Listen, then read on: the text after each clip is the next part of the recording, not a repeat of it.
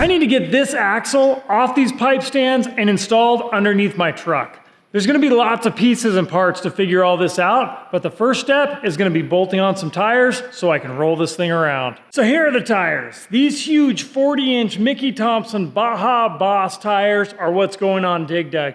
And this is the reason for the upgrade to the Dana 60 axle, because there's no way a Dana 44 was gonna handle these. I've got to go find some wheels out in the garden that I can mount these on. All right, these are the wheels that I'm gonna use on Dig Dug for right now. We'll probably change them out later, but this will be a nice roller set to get it moved around while I'm working on it. I'm gonna pull the valve stem cores out right now so that I can break the beads on these tires and get these wheels separated. The tires are probably just throwaway.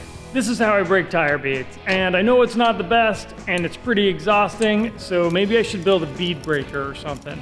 But for right now, this is how I'm doing it. This is what I end up using my high lift jack for more than anything else. I actually don't think I've ever used it off-road.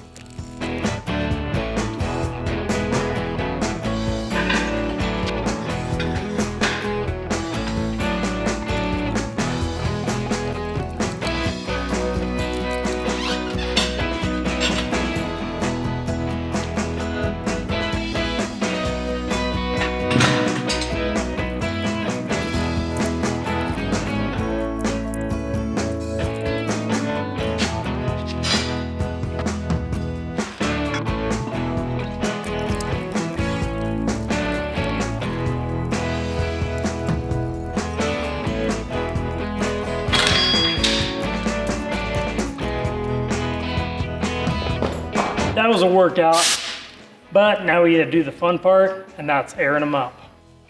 I like when they pop.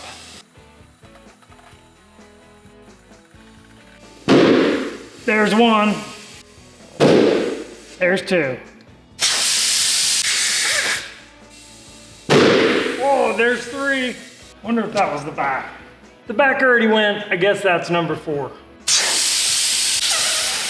I like these stock Dodge wheels, but at some point, I'm gonna switch these out for some beadlocks. Right now, I just wanna get them bolted up to the axle.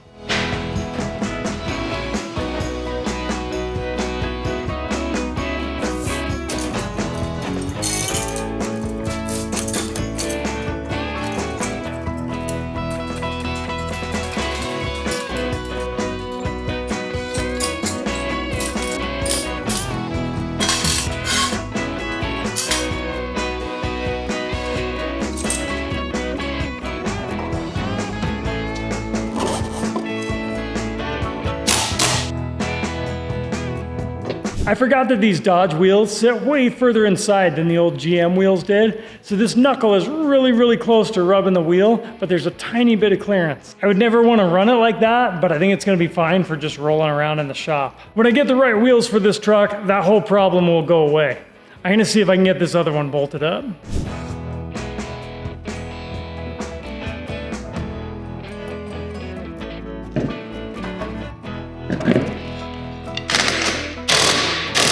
The wheels are still really floppy because I don't have a tie rod connecting them together, so I need to build one of those if I'm going to be able to roll this axle around.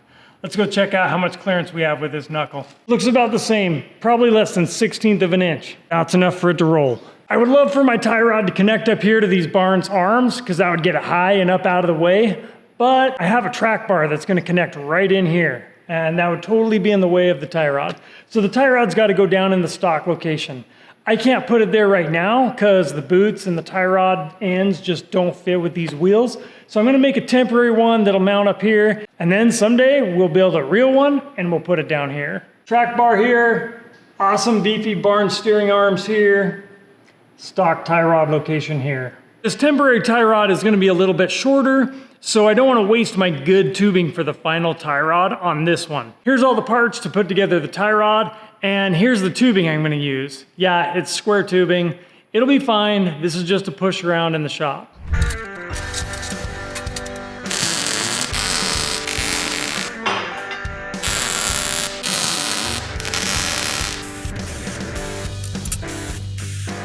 This should be a great tie rod. I just have to cut it to the right length.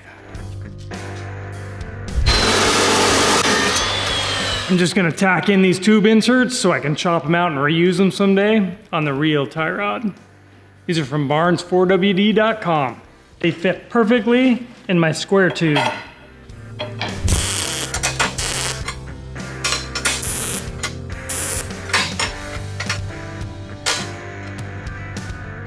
My temporary tie rod is all put together here. Let's go see if it'll fit in.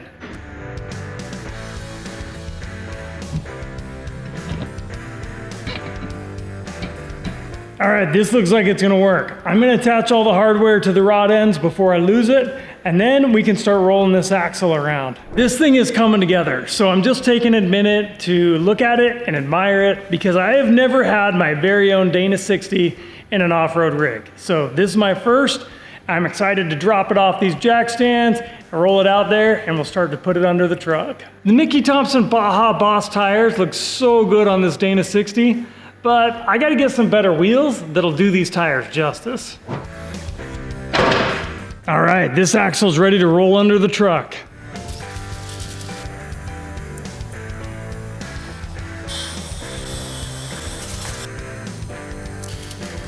It's time to get Dig Dug up onto the lift and disconnect everything connecting that axle to this truck.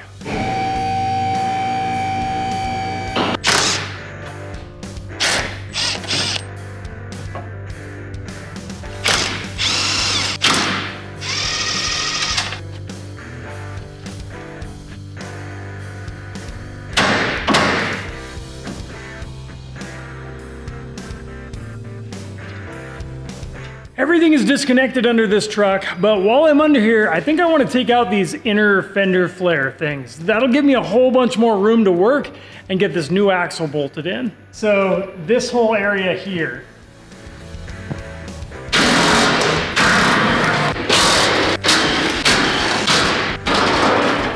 Now I've got a lot of space to get up in there and build room for those shocks.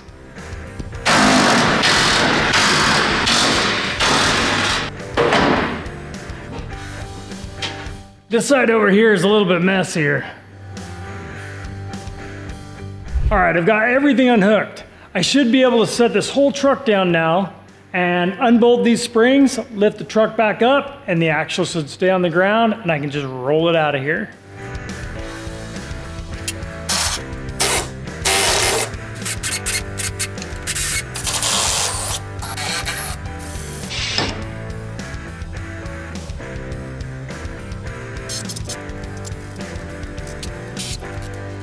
That was the last bolt. This axle should be disconnected. Let's see what happens when I try to go up. Looks like it's coming loose. I'm gonna make some space to roll it out of here. It's kind of a squeeze with this thing in the way.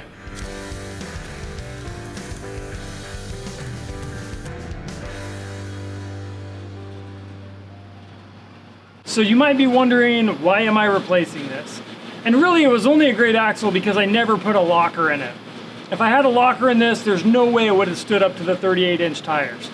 The Banana was breaking axle shafts and U-joints with 37-inch tires left and right before it got upgraded to a Dana 60. So the Dana 60 makes a lot of sense in Dig Dug because I need something that I can put a locker in and that can handle a lot of abuse. I'll find another home for this Dana 44 in something that I'm only going to put 35-inch tires on. Then I could put a locker in it and it'll be a lot of fun.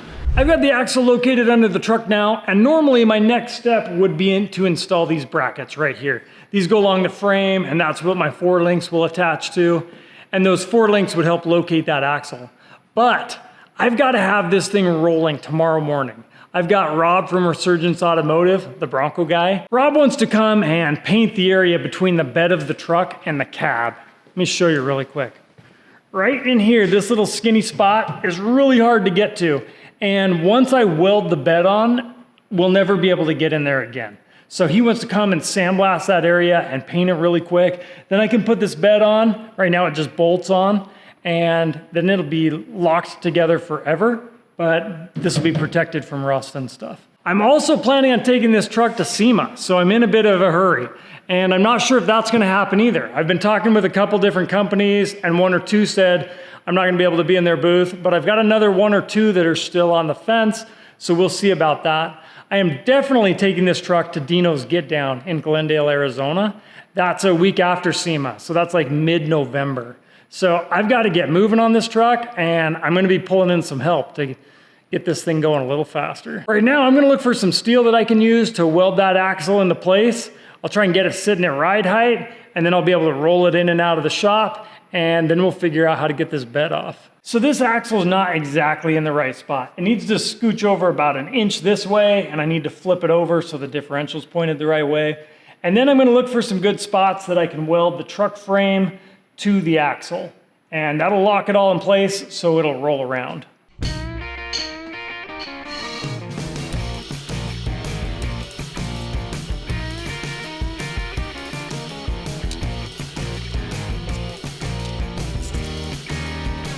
That's pretty squared up. Now I'm gonna lower the truck down to ride height because that's gonna be more useful later on. The truck's sitting a little high right here, but I got it dead level. So I'm gonna chop up some pieces of steel and go ahead and weld that axle in place.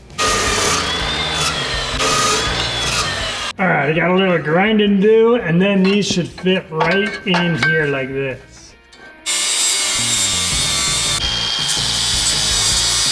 All right, I'm working on this suspension, and look who shows up. I got Stephen Watson here. We come bearing cool things, big box of bolts, big bag of bolts. And a whole bunch of little pieces of hardware that I can use to customize this. So super appreciative of these guys. Stephen Watson owns Off-Road Design, and it is the coolest company for square body Chevy parts that you can imagine. Go check them out. Thanks. Yeah, thanks for coming by. I'm gonna get back to work.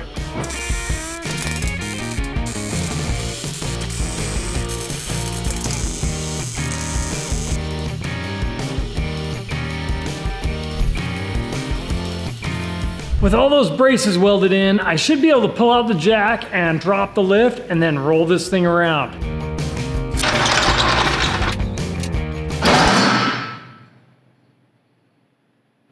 That's bad. All right, that was bad. I broke all the tacks off on the trailing arms. I have all the parts I need. I should weld those things in permanently. Maybe we'll do that right now. I'm gonna pull out those trailing arms. I've got the right square tube inserts to put in those now, so I can put them back together right. And there's a few other things tacked on down here that I want to weld on good, so I don't worry about them falling off and bonking me when I'm rolling around under there.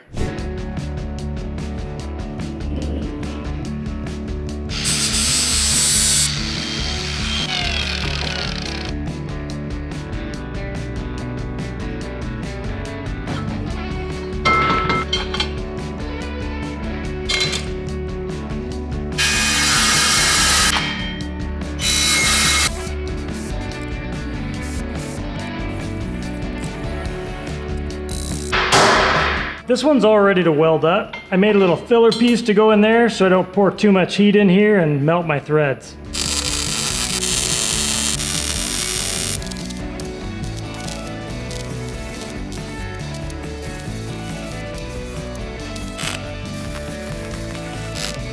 That one's looking good. I'm gonna do the same thing over on the passenger side.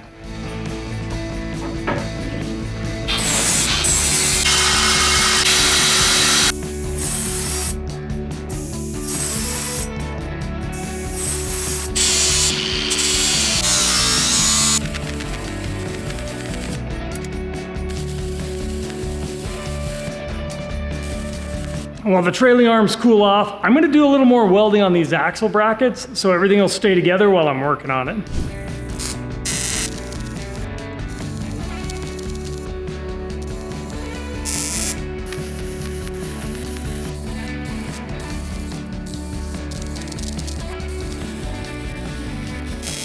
These arms are all put back together now. I'm gonna start reassembling everything, and I won't worry about it coming apart on me.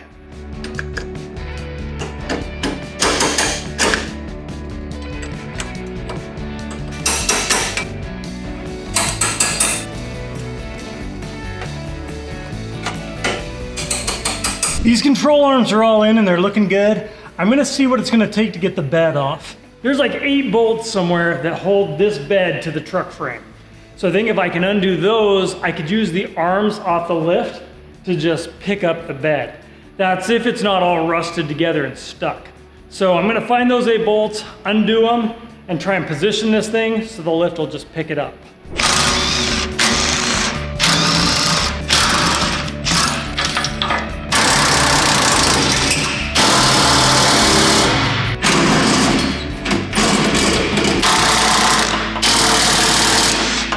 7 of those bolts came out really good, and this last one fought me for about half an hour. Kept hammering on it, trying to drive it down. Finally it came out. Now I'm ready to try and pick this bed up, and it's been on there for, I don't know, 12 years, 14 years. So we'll see how stuck it is. Hopefully it'll just lift right off. It's coming. Oh, right here. I've got to loosen it up somehow. I was about to pry the back end up, and then I realized I got some wires connected back here. So I'm gonna disconnect this box so it'll come off with the bed.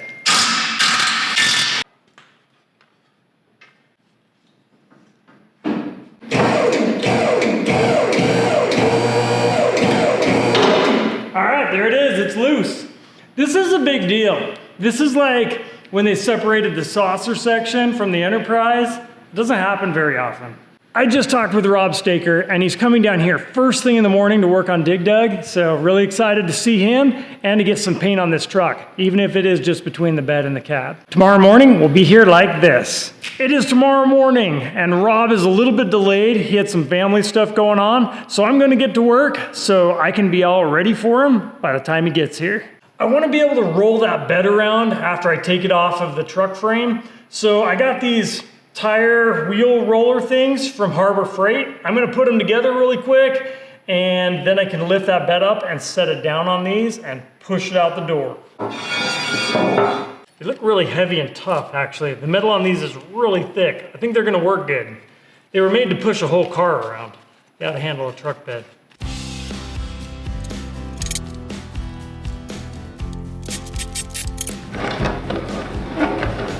Okay, these are gonna be great.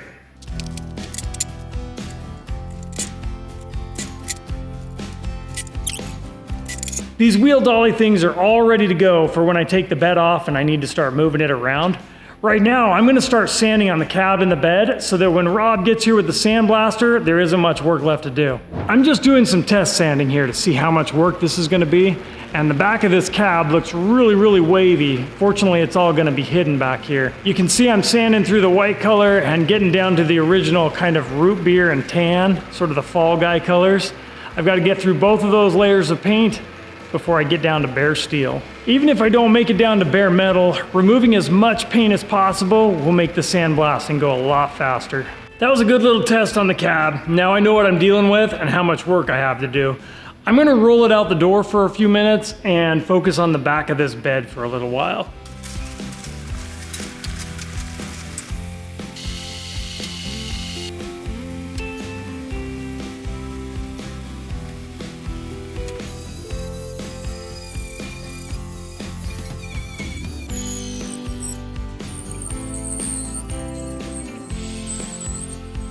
All right, the back of this is looking pretty good. I'm gonna lower this onto those wheel dolly things and get it back out of the way so I can pull the cab back in here and start working on the back of that. All right, Rob showed up and now things are gonna start happening. So we're gonna push these cars out of here. You got sandblasting stuff? How do we speed here, this yep. up? Sandblaster's here. Okay, we'll start blasting these, cleaning up all this paint, and then Cover them in pour 15. pour 15. Undercoat and top coat so we can get them dry. And you Okay. can glue this thing back together. Perfect, that's the plan, we're gonna get to it. I'll take the emergency brake off. There we go. All right, steering is pretty manual at this point. The steering wheel's not connected. Yeah, that's all right.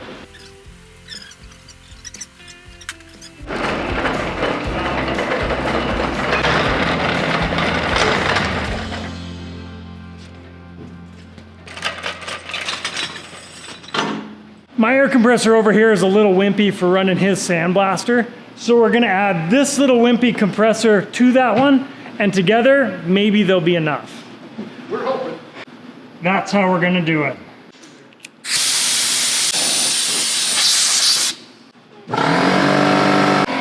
£200 of what's called green diamond. It's not too harsh and it's not too fine. You just sweep it up and use it again? Sweep it up You and have to sift it. And put filter it right, it? yeah, Okay. I sift it and put it right back in. That's a nice contrast to the red sand that we have here. It's gonna be a good look. These are the flap discs I want you to use on the cab Okay. with just that. Yep. Those look nice. Will the sandblaster Take this out. blast this out? Yeah. Yeah, it can. It takes a long time to, if this is real rubbery, it takes a long time to get it out there.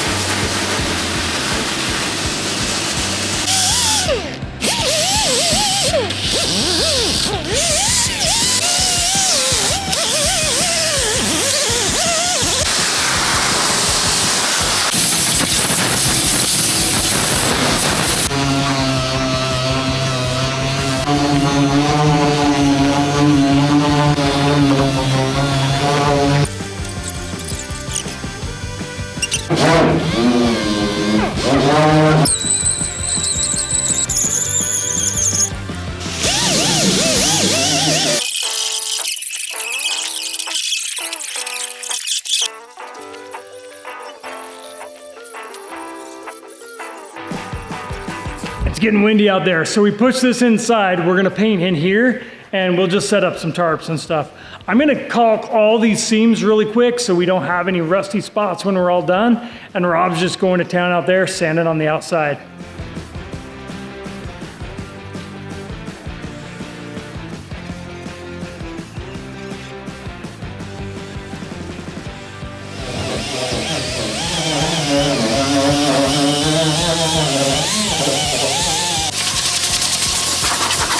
In the paint booth we go.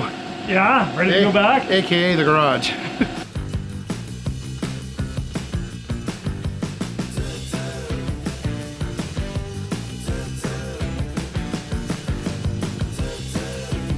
All right, that was good timing because it just started to rain as we were getting ready to push everything back into the shop. So everything's dry and we'll just paint it in here. Rob is an animal. I keep asking him if I can take over and he just keeps going and going and going. So he made quick work of this.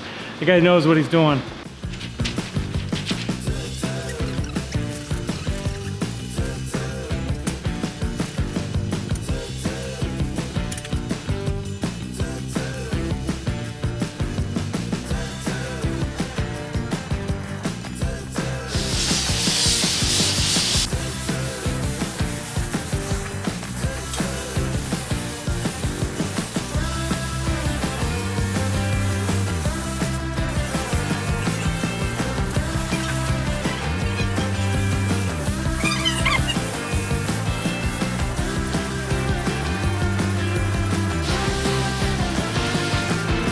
This paint's got to dry for a minute, so we're gonna run Rob over to the Flanders house to check out a little project going on over there.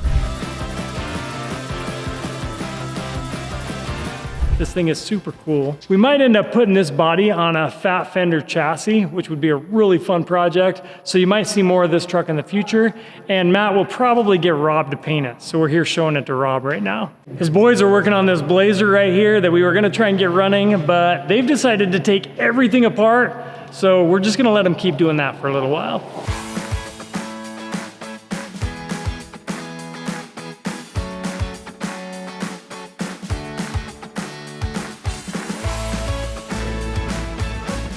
This is gonna last longer.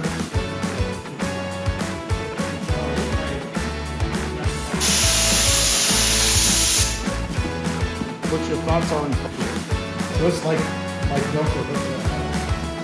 But I mean, these guys This was so awesome. Thank you so much for coming. He's got to go home right now. So he drove all the way here, 4 hours, worked all day. Now he's turning around and going home. Angela's got some food for him to eat in the car. Dinner on the go. Yeah, but thank you, man. I really appreciate it. You bet. Glad to help. We'll be back down too. Okay. More playing. Yeah, we've got a lot more to do with these guys. It's gonna be awesome. It's gonna be cool. The paint's all dried out now. It's all glossy and smooth, and I love the feeling of that new fresh paint. But Rob says I need to scuff it up. That way any paint we're able to shoot in the crack when we get this thing assembled and back together will have some tooth or some good gritty surface that it can stick to. So I'm gonna Scotch-Brite the back of the cab and the front of the bed.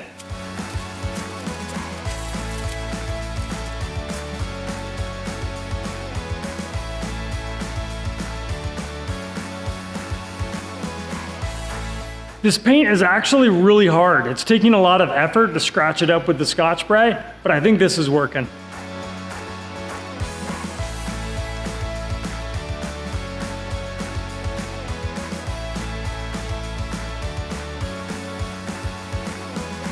All right, everything is all scuffed up now, and I was gonna put the bed back onto the truck frame, but there's so much better access to everything with the bed off that I think I'm gonna leave it off for a little while.